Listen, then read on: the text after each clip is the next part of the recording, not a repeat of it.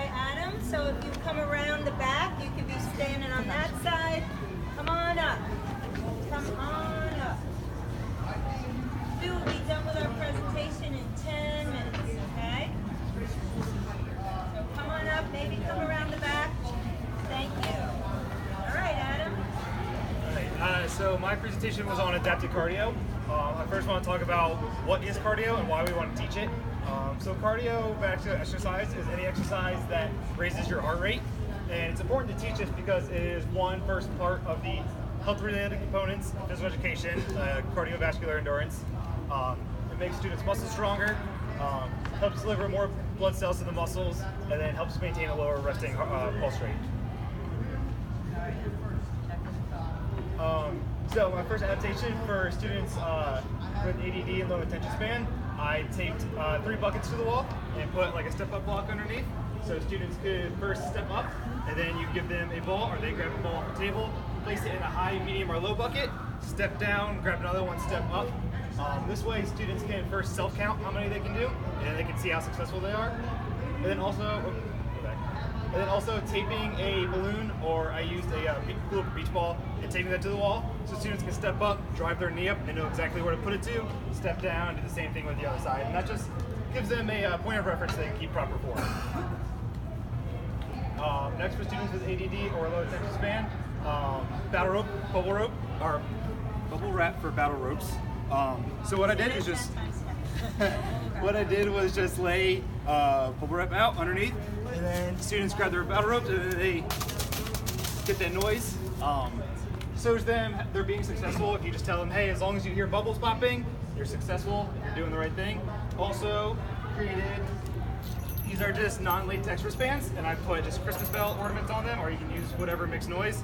Students place them on their wrists, and again, that shows success if you tell them, as long as you hear the bells, you're doing great. Instructions, what I just said. So you can just use cues like pop the bubbles, and that's short and that's repetitive. Students remember that, and then ring the bells, and then there's videos to go along. So you can see she's bringing their battle rope straight down the bubble wraps. You can also put pictures down there. Bugs is a big one. I don't like the Penguins, so I put the Pittsburgh Penguins down there and say smash the Penguins. And same thing with the bells. As long as you tell them, as long as you hear that jingling, you're doing the right thing.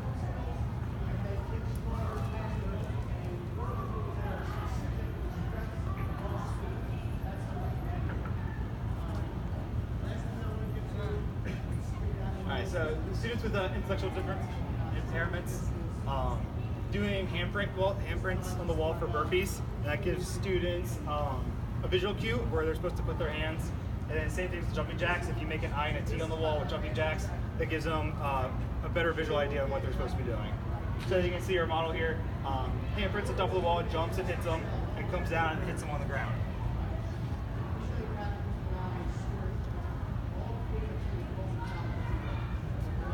Yeah, and that just gives them a better idea of where they're supposed to put their hands each time.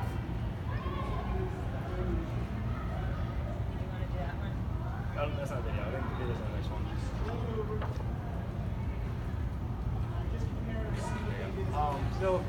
Instruction differentiation, just using cues like up and down. Repetitive just gives them a sense of idea what to do. Like I said, put a video in. And then using cues for the jumping jacks, making an I, making a T. You can make a pencil, make a star, just anything short and repetitive like that for students to remember. Also for students with intellectual impairments, everyone knows dance is great cardio workouts. A lot of our students love doing dancing. So keeping Dance Dance Revolution simple, I just borrowed arrows that Morgan and Sarah made and just made a quick little Dance Dance Revolution board and matched colors with them. As you can see, the board up there has 2 red and 2 blue. That might confuse students if they see a red arrow on the screen. They might hit the back red if it's the top red. So I just made different color ones so students know, oh, up means blue, right means red, back is green, and left is yellow. It's easier for them to understand, and then they can coordinate the colors with the direction. Colleague of ours, Joanne Judge, made a Dance Dance Revolution PowerPoint. It has all these arrows, and you can scroll through it faster or slower for the students. You can set those arrows to match the cones you set up, and that's just easier to follow. You can do a faster or slower pace depending how successful the student is. So students with cerebral palsy have poor grip strength. So I love battle ropes, so I try to do as much battle ropes as possible. Instead of using a battle rope, this is just a light rope jump rope. They don't need to grip those thick ropes. It's nice and thin. It's lighter weight, and they don't need as much range of motion as Success, since it is lighter and you don't need to bring it up as high.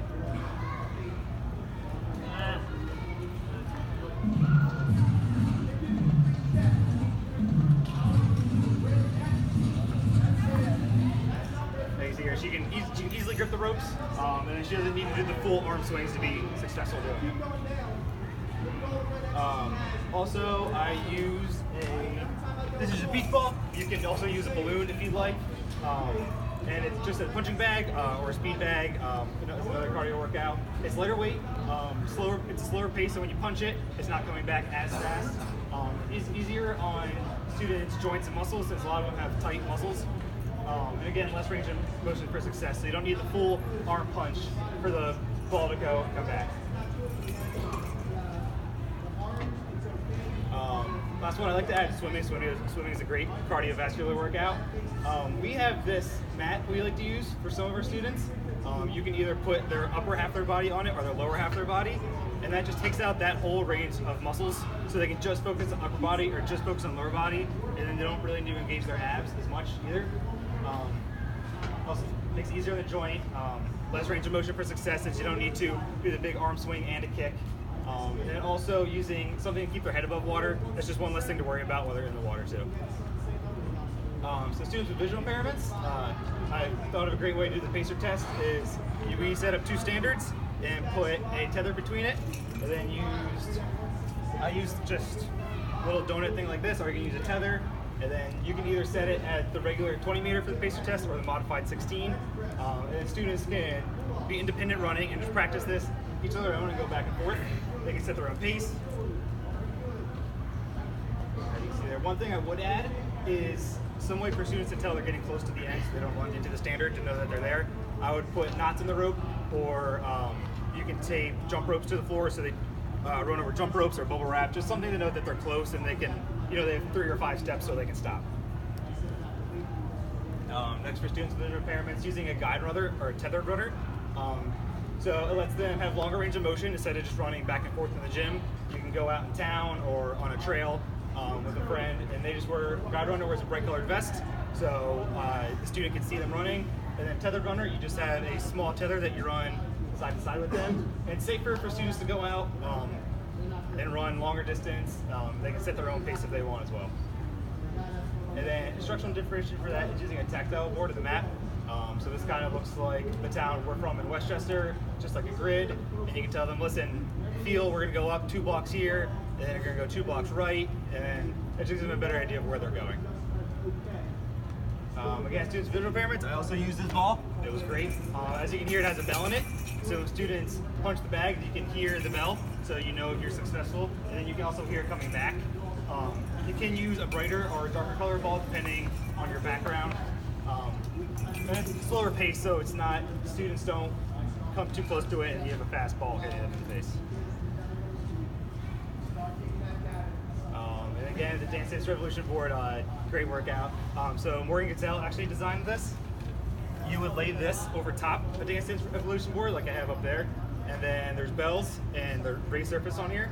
So students can just feel with their foot if they hit the right one instead of just guessing or having to ask. And it's more independent for them.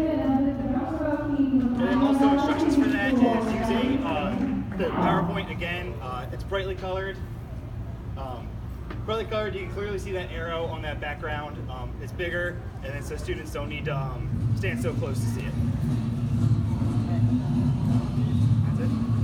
Ladies and gentlemen.